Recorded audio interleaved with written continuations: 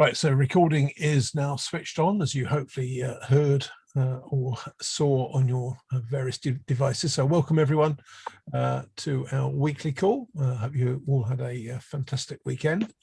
What we're going to do today is sort of two things, both as it happens coincidentally sort of themed around the Mozilla Trusted Recursive Resolver program.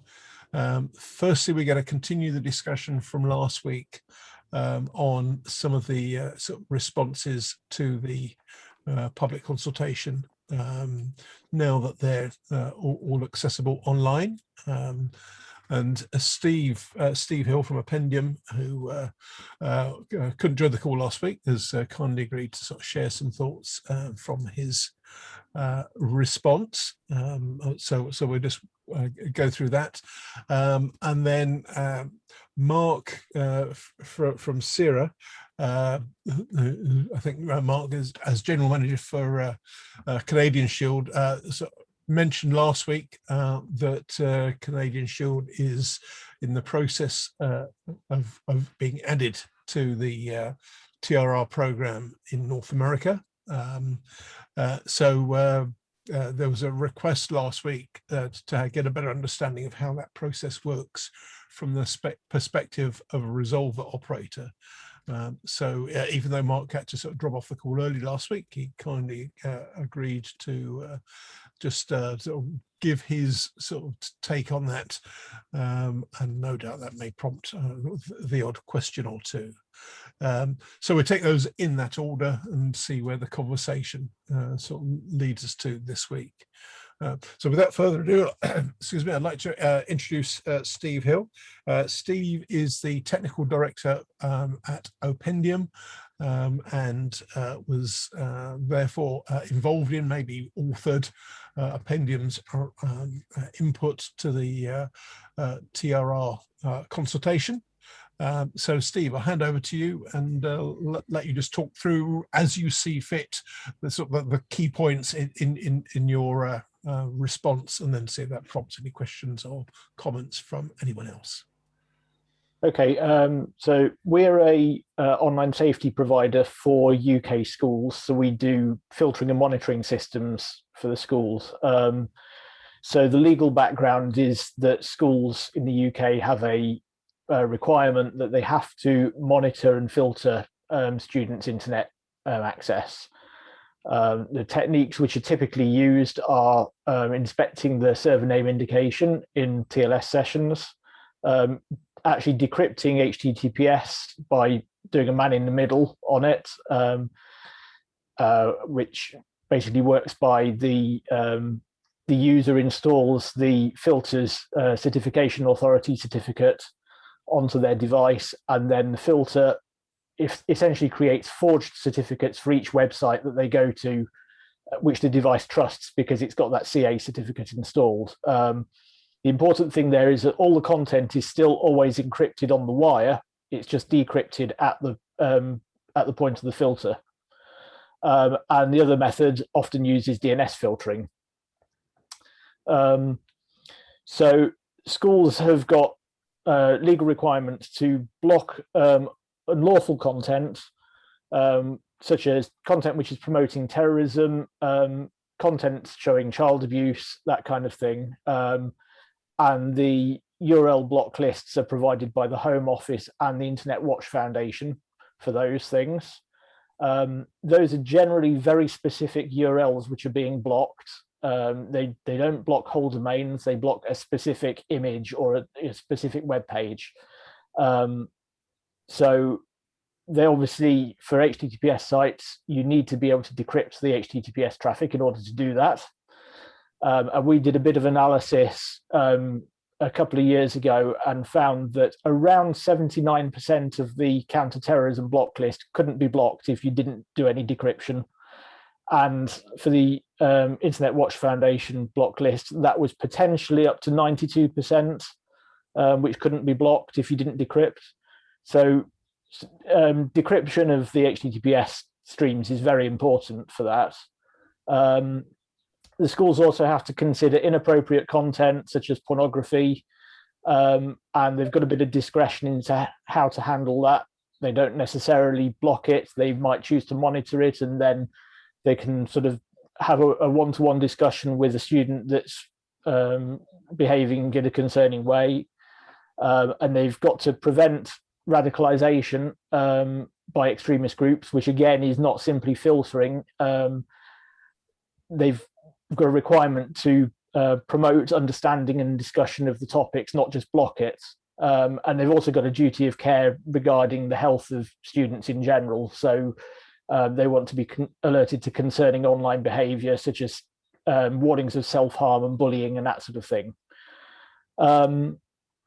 So those risks have to be managed for both the school's own devices and also any personal devices which are brought onto the network under a bring your own device policy. And some of it is potentially controversial, but that's, we feel, a decision for the schools and the parents and the children to have that discussion about what is appropriate. And there are other reasons for monitoring traffic, such as blocking malware downloads and malware command and control channels, detection of data being exfiltrated from the network, which also applies to corporates, of course. So over the past few years, we've found that the big vendors such as Google and Apple and Facebook have continually been working to enhance people's privacy, which is fantastic, but they aren't really considering the consequences. And in our context, privacy is not necessarily the same thing as safety.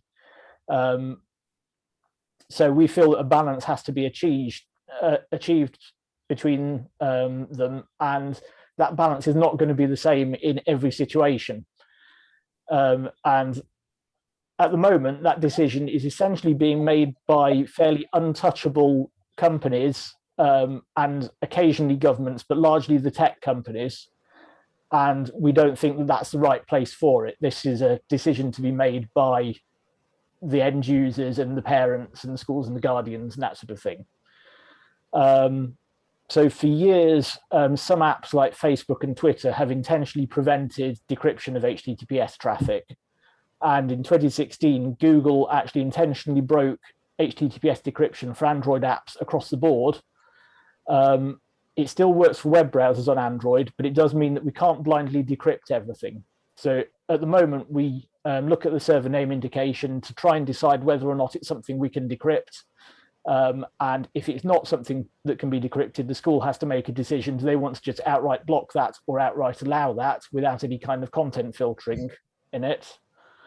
But they get no sort of fine-grained filtering if we can't decrypt it. With encrypted SNI and ECH potentially becoming commonplace in the future, that's going to be a bit of a problem, because we'll then not have the ability to know which traffic we can decrypt. And so we'll then be faced with a choice between decrypt nothing and essentially filter nothing, or decrypt everything and break all of the things which are incompatible. We could try and correlate DLS traffic with HTTPS traffic to get a feel for what people are looking at. There are accuracy problems there, and obviously if we can't see the DNS traffic, then that's going to put an end to that too. Encrypted SNI keys are sent through DNS. We could potentially replace them on the fly, but again, we can't do that if we can't see the DNS traffic. So many of these privacy enhancements are being rolled out without much consultation. Often it can't be turned off by the users or the device owners. And organizations are currently being forced into buying devices which are pretty hostile to their own safety and security systems. Criticism is often ignored by the vendors. I mean, we've made numerous attempts to discuss the problems that Google introduced with them. We were put in contact with them, with people within Google by the IWF, and it was quickly apparent that Google had no interest in even discussing the issues. We've seen numerous bugs being opened on the Android Bugzilla by lots of people, and they just get closed or ignored. So there's nothing fundamentally wrong with increasing the privacy, but it does have to be balanced against safety. And at the moment, no one's paying attention to that. They're just dictating the privacy choices onto the users.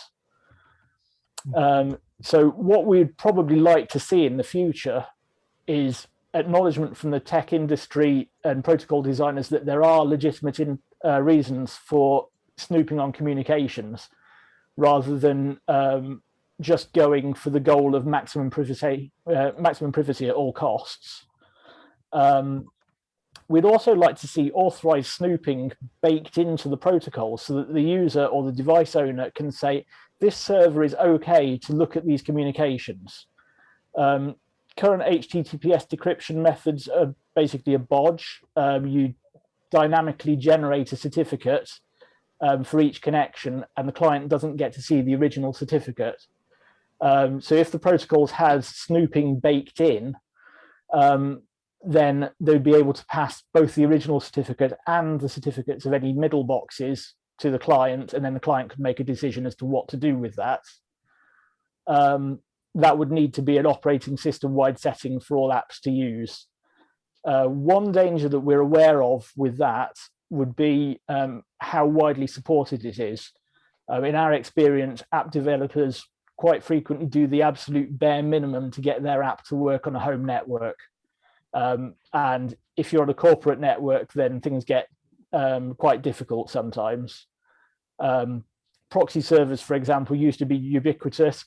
Now almost nothing supports them, and we end up having to use transparent proxying so that we don't have to rely on the app to support them. Any snooping extensions which are baked into the protocols would require app support, and they may well go the same way where it just doesn't happen. So I think that pretty much sums up our position and feedback. I certainly welcome any questions. Okay, thank you, Steve. And anyone looking at the chat will see I've put a link to Opendium's response as filed by Mozilla, should anyone be interested in taking a look at that. But the reason I asked Steve to come on the call was as you may have heard, Opendium sort of taken a slightly different angle on the consultation response to others, which I thought was interesting, and in the spirit of trying to highlight some of the sort of less obvious response, or less common, perhaps is a better word, responses. I thought that was definitely worth airing to see if anyone has any comments. So with that in mind, does anyone have any sort of questions or comments for Steve? And if you have, feel free to raise your hand on Zoom or put something in the chat, as Chris has indeed done. So Chris, do you want to unmute and fire away? Yep. Hi, Steve. So I just wanted to know what you thought of the view, which is espoused by some, that all filtering should occur on the device, on the end user device. It should be configured there, and then that's the only place that authorized filtering should occur. How would you see that working or not working in the environments that you sell into? So some vendors do filtering on the end device. I will say that the current guidance which is put out to schools is that that's not good enough. It has to be network-based filtering. That doesn't make me opposed to it at all. I think it's a viable way of filtering. But enforcing that and saying, I run the network and my rules are this, and therefore you've got to run this software, is quite difficult. I think, as I say, schools have got this requirement to provide essentially a safe network. And if you're relying on the user installing software on their device, then they probably can't have the same guarantees as that.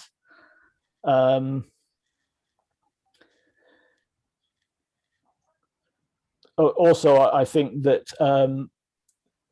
the device vendors have often been hostile to that. certainly there was an incident a couple of years ago where Apple essentially removed all of the parental control software from the App Store because they said that it was using their MDM APIs. And the parental control software vendors pointed out that, well, there aren't any other APIs that you let us use. So and Apple had to back down on that after quite extensive coverage from the press. But it is that sort of thing where the vendors of the devices are essentially in control of their own ecosystem. And if they don't like it, tough. Even if the users want it, tough. Indeed. Yeah. And I have to say, as a sort of governor of a school board, I'm very conscious that that certainly schools in, I'm not sure if it's UK wide or certainly England at least, have an obligation to sort of filter content. I can't remember the precise wording of the. It is UK wide. The wording they use is appropriate filtering, which is very ill-defined. Yes, and to be cautious of any over-blocking, which of course, I think from one of the things you describe, without going too far off a tangent, Steve, potentially you have to overblock or not block at all in some cases, neither of which is desirable. But I guess I would imagine most institutions, or certainly most schools, given the requirement, would probably err on the side of overblocking if they had no other choice, which is not ideal either, but there you are. I see Pat has put a question in the chat. Does HTTP3 Quick or Odo create new challenges? I guess specific to what you were talking to, Steve, as opposed to just generally any new challenges, which would be quite a broad question. Quick, generally not, because Quick is defined so that it falls back to HTTP if the Quick sessions can't be established. So generally you just block Quick at the firewall and everything falls back to HTTP. I guess the long-term goal would probably be for the filters to start to support Quick, but that's certainly not a priority for filtering providers at the moment, from what I can see, simply because you can just block it at the border and everything still works. I'm not terribly familiar with HTTP3 and ODOH, so I probably can't make much comment on that without further research. HTTP3 just means really HTTP over Quick. So that, as you say, that does automatically fall back to TCP if it can't get through. Oblivious DO is DNS over HTTPS implemented in an oblivious way. And what that means is there's a chain of proxies. So there is, from the client to the DNS server, there is an intermediary server run by a different party. And so the client sends the request to that intermediate server, which is then proxied forward onto the actual DNS server. And because of that separation of control of those two servers, and because of the way the encryption is done, it means that whoever's running that oblivious DNS server doesn't know who made the request. They know what name was requested, but they don't know who made the request. Whereas the person who's running that proxy in the middle, they know who made the request, but they don't know what name was queried. So it's a way of achieving more privacy, but of course also then conflicts in some cases against filtering challenges.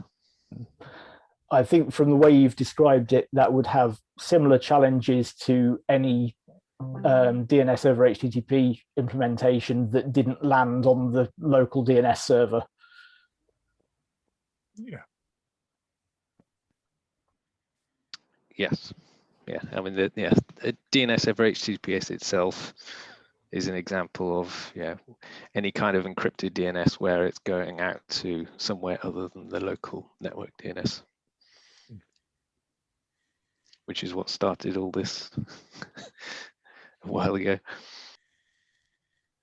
And I think, Chris, I recognise your earlier question about filtering should only be done on the sort of device as being a current topic of discussion in framing the charter for the soon-to-be formed Oblivious HTTP working group, assuming it survives the Birds of a Feather session, which I'm sure it will, at IETF 111 later this month.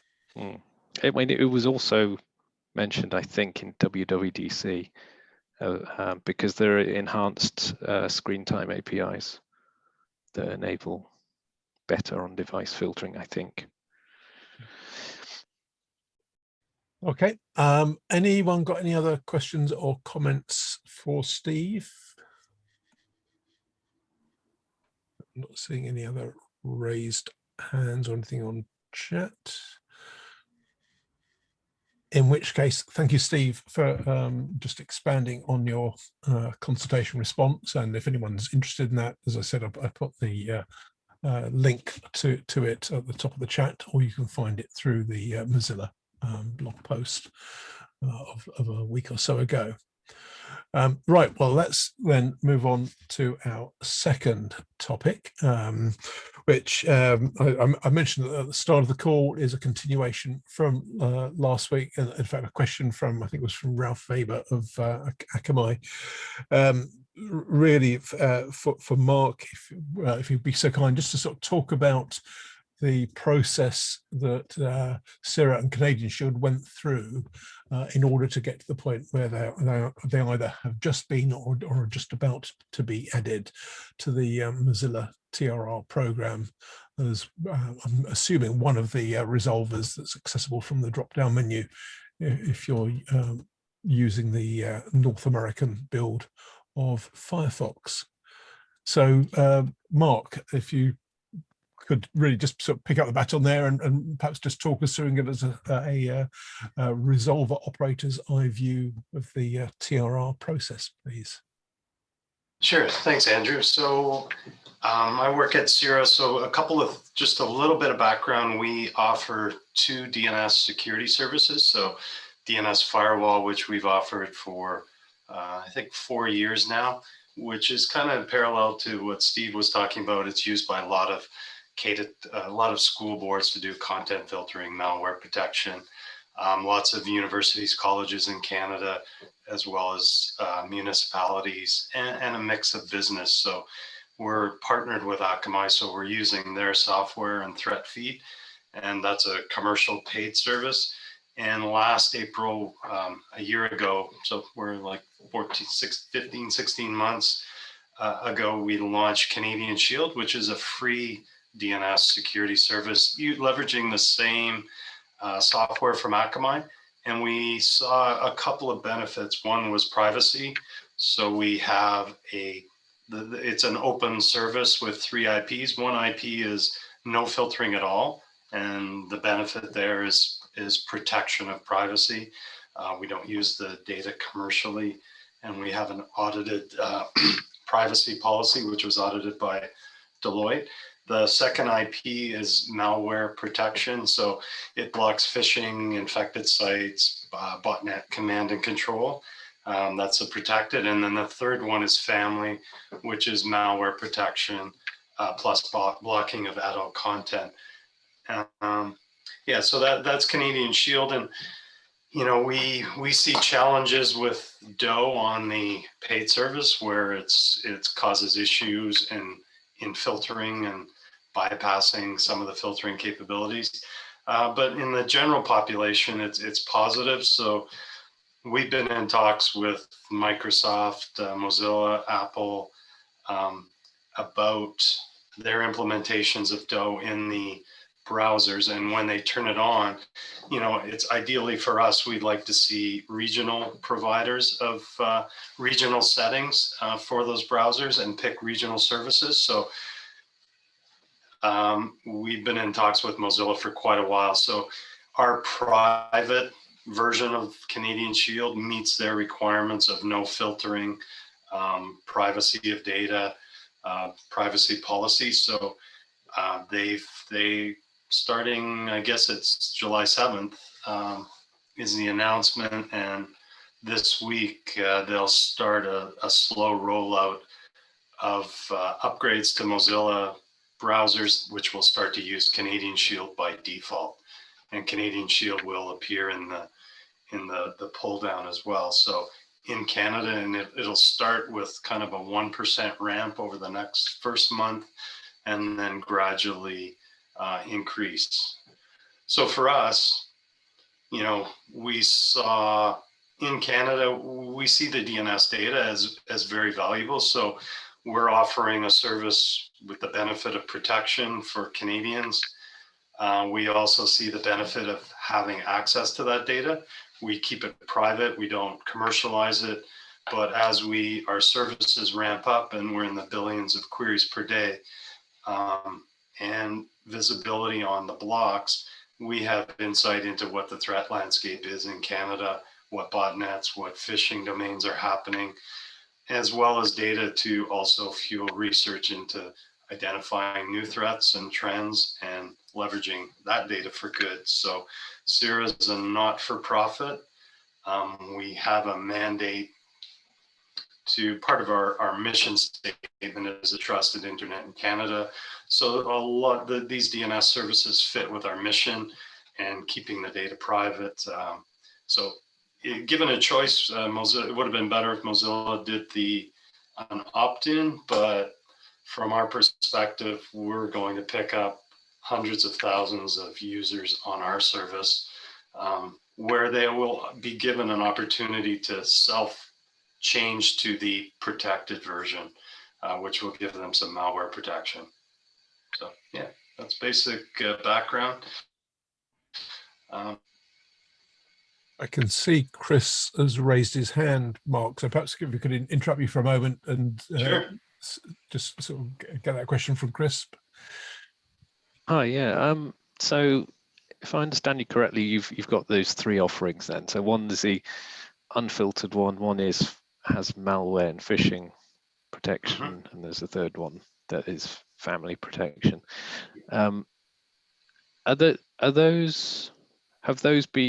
that set of three been available for a while, and people have, until now, they've been self-adopting it and choosing one of those? Is that right? That's correct. So yeah, it's been a year and 4 months we've been in the market. Okay, and which of those is the most popular? The most popular would be the protected. So it's, you know, I think the last time we checked, it was probably around 60% based on unique IPs, and then maybe 20% for private and 20% for family. That would be about the rough proportions right now. Yeah, and I think also from what you're saying, the Mozilla rollout will move people into the unfiltered setting. That's correct. Yes, and that is because of the TRR policy. Yes. Yes. So so it's interesting, is it? Because it would mean, therefore, that depending on what people are transitioning from, they may be losing malware protection as they do that. And I guess this is what you're saying. You're hoping that people will then take advantage of their choice within the browser to manually select to add malware filtering back in. Yeah, so that's right. So yeah, if someone had manually configured a DSL router to point to our service, then they would be bypassing that level of protection in the browser. So yeah, or if they had malware filtering from some other resolver that was on their local network. Yes. Not ideal, but in our discussions with Mozilla over the next year, they do have plans to expand the TRR program to include filtering and protection levels. Okay, thank you. Before I go to the question from, well, actually, let me ask the question from Pat that's on the chat, and then maybe get a sense of sort of process and time scales that it took to get to this point, Mark. But a question from Pat first, which is quite topical currently, and maybe we'll come back to this in a moment with John Todd. But are you subject to blocking orders from copyright holders? I think as they might apply to your sort of DNS operations, Mark. We have not. And in Canada, you know, if we received a court order to block something, we would comply. But as such, we don't. We have not received any in the 5 years I've been operating these services. Okay. Thank you. But then going back to sort of time frame, are you able to give us a sense of from sort of initial discussions with Mozilla to at the point where, you know, excitingly later this week you'll be appearing on the menu, roughly how long that took? It was more on their side, so you know they've been pushing out the dates. So you know it wasn't a long process. We had initial discussions. They agreed, we complied, and then the schedule was basically driven on their side when they would launch a regional provider in Canada and do those updates. Yeah, it got pushed out a couple of times. So yeah, the sort of process to agree, yeah, in principle then was pretty quick, it sounds like. Pretty quick, yeah. Yeah, I mean their requirements are quite stringent, and you know our private service unfiltered meets that requirement. So yeah. But one of the things we've seen is that having data, keeping that the DNS data, having access to it in Canada, and CIRA being a not-for-profit and trusted, both in the way we operate and public perception, that we've kind of created, we're starting to create an ecosystem around that data where it's being used. We're getting threat feeds from the communities in Canada. So the Canadian Centre for Cybersecurity provides us a threat feed. On the commercial service, the universities create their own threat feed, and they're also using the DNS firewall service. So that threat feed feeds in. We're starting to fuel some research, you know, anonymized data and keeping the data private, but fueling research into finding new threats, new patterns, things like that in the data. So it's been a really interesting project to work on, and has national benefit, I think. Yeah, because I think from memory, from what you said, well, when you talked to us before, it was just you're getting what in excess of 800 million queries a day. Yeah. So quite decent volumes from across Canada. So does that mean are you seeing much in the way of unique stuff in Canada, which is different to what you might get from the commercial threat feeds, which I think presumably are biased more to the US marketplace? I guess I don't have the comparatives to really know, but you know what we do see is at the DNS level we block a lot. On the home, for the home users, you know, we're probably like a 1 block per user per day, and they're all skewed to specific. There's lots of users that have absolutely no blocks. I use the service at home and I'm pretty boring, so I don't see a lot, but what is really interesting is how dynamic it is as far as which botnets are operating and how they peak and drop and occur in different segments. Yeah, the one thing is it's very dynamic, and if you look week to week, there's no week looks the same. There's tends to be baselines, but very dynamic in nature. Fascinating. Spend days in the data. So every time I do a presentation, I'll just go in and, you know, see what botnets are occurring or what the infected sites are peaking. And what you do find is, aside from, is one of the things is a lot of old botnets are still active. We see traffic from things that have appeared in 2010 or even earlier. Just indicates there's a lot of unpatched devices and older ineffective botnets still alive. Evidently, it's the gift that keeps on giving for some Yes. developers by the sound of it. I can see that John Todd has raised his hand. So John, do you want to come off mute? Yeah. Ask a question? Mark, I think it would be fascinating to have you take a look at, or is that actually, let me ask this, does your system have the ability to measure and distinguish between blocks that are coming in on port 53 UDP and DOE? In other words, is there any tagging of that? And if so, that would be a fascinating before and after summary to see if you are seeing more blocks coming in through browsers, or if there's some change in trend with the new users who are exclusively browser oriented versus users who are operating system or IoT based. Yeah, we do have that capability. So, while we keep every DNS query for 24 hours, or we could keep an index of DNS queries, and we have all of that information. So everything associated with individual queries. So we will be able to see what, the difference once Mozilla turns on, seeing more DOE browser-based traffic than what we are now. I think right now we're at 1 to 2%. And I think we'll have the capability, we'll probably run some kind of monitor where the data is, the browsers are using the unfiltered service, we would see what the blocks would be.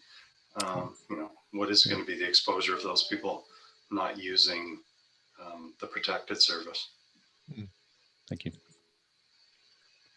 And out of interest, Mark, do you have a sense for what sort of market share Mozilla, or Firefox rather, has in Canada? I think the estimate was between 5 and 7%. So we'll be looking at, somewhere between 200,000 and 1 million browsers, which will be an interesting surge in traffic. So a lot more TCP-based traffic than we have. Yeah, certainly enough to be quite measurable then at the point where it starts to sort of kick in. Yeah. Okay, thank you. Does anyone else have any other questions for Mark? Just want to pick up on what you just mentioned about looking at the unfiltered DNS data and working out how many of those would have been filtered if the filtering had been turned on. I was thinking that is actually particularly interesting because it tells you the real world effects of using an unfiltered service, because it could be that there is no real world effect, because it could be that all the people who start using this, they already have another layer of defense, and so it could well be they're not the group of users who are going to query for these things anyway. So it'll be fascinating to find out. Yeah, you're right. We will. The good thing is we'll get more data on, are people using a browser? Are they going to sites that would be blocked? So yeah, it'll be quite interesting. As you said, Mark, once you start delving into the data, there's could be a bit of a rabbit hole in terms of lots of different interesting things you can look for answers for. Well, one of the projects we've done with the data, which on our commercial service, totally anonymized, but trying to predict blocks based on content categories that DNS queries come from. So if you look at DNS queries coming from a particular network, if they're in risky areas like downloads or areas of content that would normally be blocked, we can assign a content category to all the DNS queries. And if you cluster users, you do see patterns where the proportion of blocks they would receive are much higher based on the content categories that they visit. So trying in a commercial environment, we'd be looking at trying to predict who are riskier users that could require more education based on content categories type of thing. So lots of interesting things that you see in the data. Yeah, I could see a number of universities will be extremely interested in being your best friend. Oh yeah. And our challenge is balancing, using that data and keeping it private. So we don't expose the data. We bring researchers to work for us on site typically, so we can maintain privacy. Yeah, brilliant. Okay, well, thank you. And I think that's addressed the question. So thank you for coming on and talking specifically about that. That was most interesting. And I guess we'll wait with interest to hear as the sort of TRR goes live, then to see how that does change your traffic patterns. But just picking up on one of the questions, in fact, the question from Pat, it may be premature to ask, or at least to answer the question, but as I noted, John was on the call today. And as you've sort of been, Quad 9's featured in the news even more than normal of late, John, with the sort of recent sort of court order from Sony. I don't know if there's anything you can say about that at all. You know, that as usual, you know, in a condition like this, I'm going to say no comment. But I will say that we do have a blog post up on it, which kind of describes our general position. And I can say that there's going to be more information and more news posted shortly about what our plans are and what kind of our list of objections are going to be. It is a concerning litigation. This is, of course, in Germany, but it has larger implications, not just in Germany, but we think potentially in the EU in general and in other nations who look to Europe as a baseline for sort of precedent. So it is. I think people on this call will find it particularly concerning in some ways. There are, of course, it's a very subtle case where things like we support copyright or rights owners and rights holders, but at the same time think that there are particular objections to the way that this is being taken or this has been going about by Sony to try to enforce those rights. So all I can say is there'll be more on the website shortly and possibly through other venues as well. So stay tuned. But it is a very interesting and very important, we think, case that will take quite some time to get through. Yeah, fair comment. And I can see in response to a follow-up question from Pat, both Chris and Peter have posted a link to the sort of at least the current blog post for anyone that has an interest in getting up to date on that. So no doubt more of that in due course. So thanks for that, John. Something we'll no doubt revisit. Right. Well, one other thing I wanted to mention on the call today is I'm hoping, I'll be able to confirm this tomorrow, that next Monday, Tommy Pawley will join us to work through some of the questions that I collected from various people on this call and elsewhere about the Apple Private Relay Service. So what Tommy was at pains to say, he can't address any policy questions. He will focus exclusively on the sort of technical questions, which I think was a reasonable percentage of the total that were asked. So we'll at least cover those. And I have asked him whether there's anyone else from Apple that might be available to cover the policy questions, because some of those are pretty interesting as well.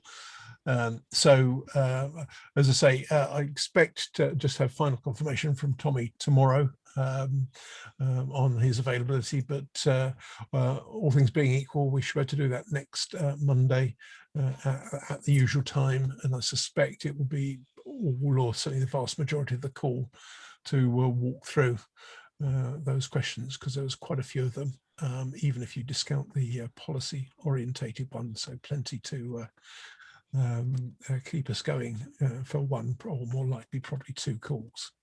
But expect an email on that from me as soon as the arrangements are finalised with Tommy.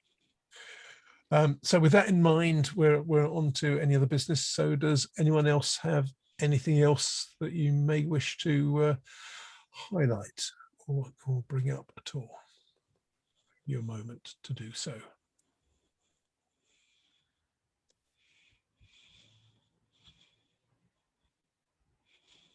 not seeing any hands raised or anything in the chat currently. I'll just give you another couple of seconds just in case you do. Nope.